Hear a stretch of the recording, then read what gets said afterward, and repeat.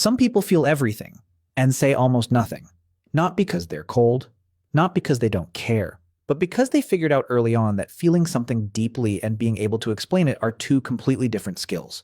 Someone asks why you're so quiet. You smile, say you're tired or just listening, and move on. But that's not the real answer.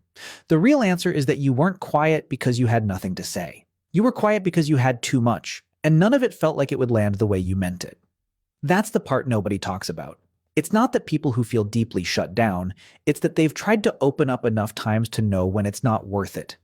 And if that sounds familiar, if you've ever walked away from a conversation feeling more alone than when it started, keep watching.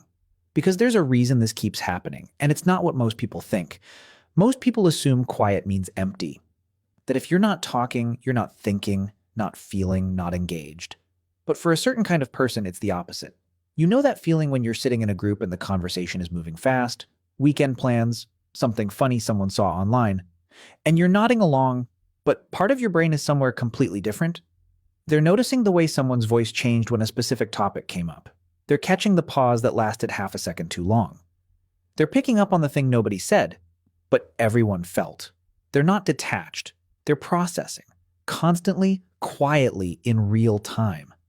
There's actually a reason for this. Some people's brains are just wired to go deeper. They don't just react, they analyze, they connect. They ask what something actually means, not just what it looks like on the surface. It's not overthinking, it's just how they're built. In other words, their brain isn't resting when it's quiet. It's working harder than anyone in the room realizes. And here's the cost of that. By the time they've worked through what they actually want to say, the most honest version, the one that actually captures what they mean, the conversation has already moved somewhere else. So they stay quiet. And from the outside, it reads as disinterest, or shyness, or aloofness. But from the inside, it's none of those things. It's timing. And timing that never quite lines up. Here's what they never talk about: how exhausting it is to translate. Not language. Something harder than that. It's the constant work of taking what's going on inside, the connections they're seeing, the things they're picking up on that nobody else seems to notice, and trying to turn it into something that fits the conversation, something that won't make everyone go quiet in that uncomfortable way, something that won't need a 10-minute explanation just to make sense. They've been doing this their whole lives, learning to read the room before they speak, learning which version of a thought will land and which will get that look, the polite, slightly confused look that means you've gone too far again. It doesn't feel like hiding. It feels like editing. Like being a writer who knows which lines to cut. But editing takes energy. And at some point, usually without noticing exactly when it started, they just stop spending it.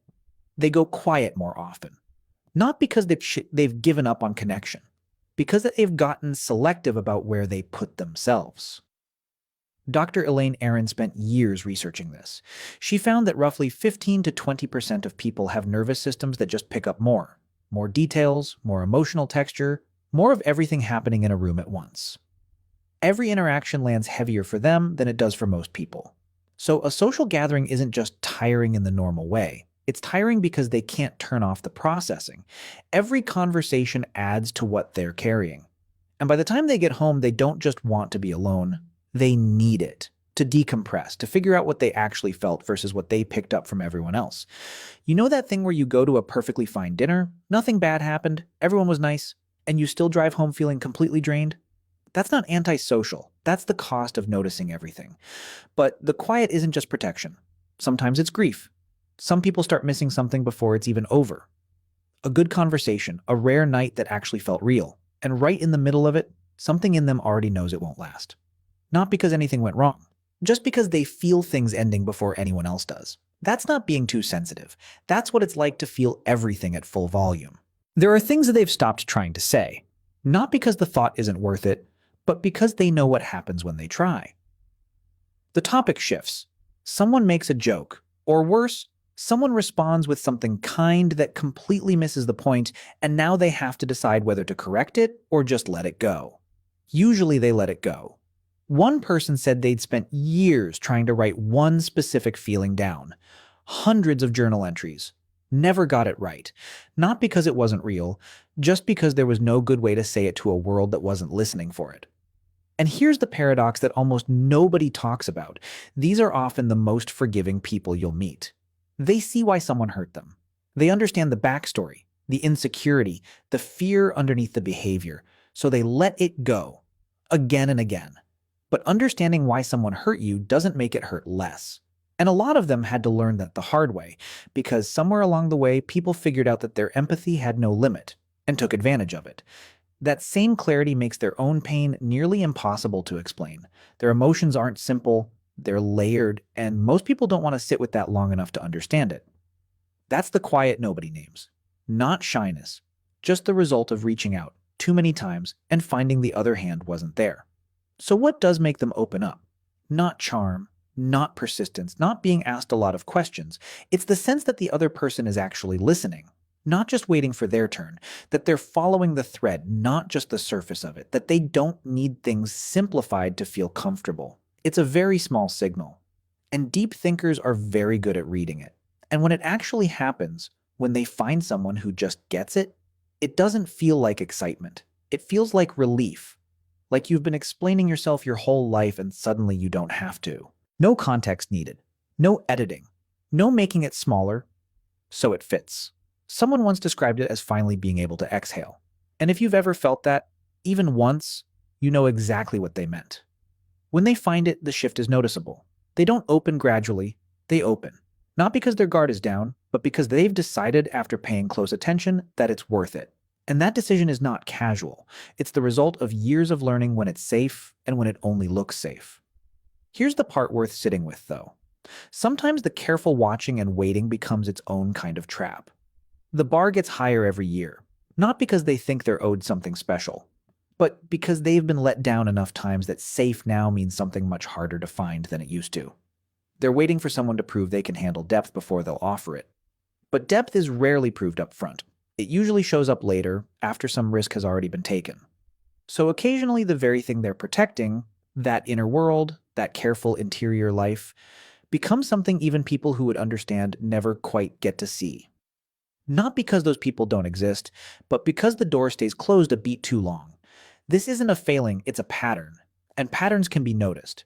What tends to stay with people like this is a very specific kind of memory. Not the facts of what happened, the feeling underneath it, the thing someone said offhand that meant more than they realized, the 5 seconds of a conversation they're still turning over months later because something in it mattered and they haven't figured out what yet. Studies on how memory works show that people who reflect more deeply don't just remember more, they carry more. The emotional weight of a moment stays with them long after everyone else has moved on. That's why they sometimes seem like they're somewhere else. They're not ignoring the present. They're still inside something that already happened, working through it, turning it over, trying to figure out what it was actually saying. It's not dwelling. It's more like they can't set something down until they understand it. And this is maybe the thing that matters most and gets said least. People who stay quiet are not waiting to be convinced that talking is worth it. They already know conversation can be worth it. They've had moments, maybe a handful, maybe fewer, where a conversation went somewhere real, where someone followed them into the harder question instead of pulling back toward the easier one, where they didn't have to edit themselves at all, because the other person was already there, already following, already keeping up. Those moments are not forgotten. They get carried. What they're doing in all those quiet moments isn't withdrawing. It's more like they're protecting their energy for something real. And if you've never had someone describe it that way before, that's exactly why it's so hard to explain to people who haven't felt it. That's not coldness. It's a form of integrity. They'd rather sit with something unsaid than throw it into a conversation where it'll get misread or brushed past like it didn't matter. And maybe that's something worth naming, because it's easy to mistake that choice for something smaller than it is. The quietest people in the room are often the ones who have thought the longest about what connection is actually supposed to feel like. And they're still thinking about it, not because they've given up, because they haven't. If something in this felt like it was written about you, drop it in the comments. I read every one. And sometimes one person saying it out loud is exactly what someone else needed to hear.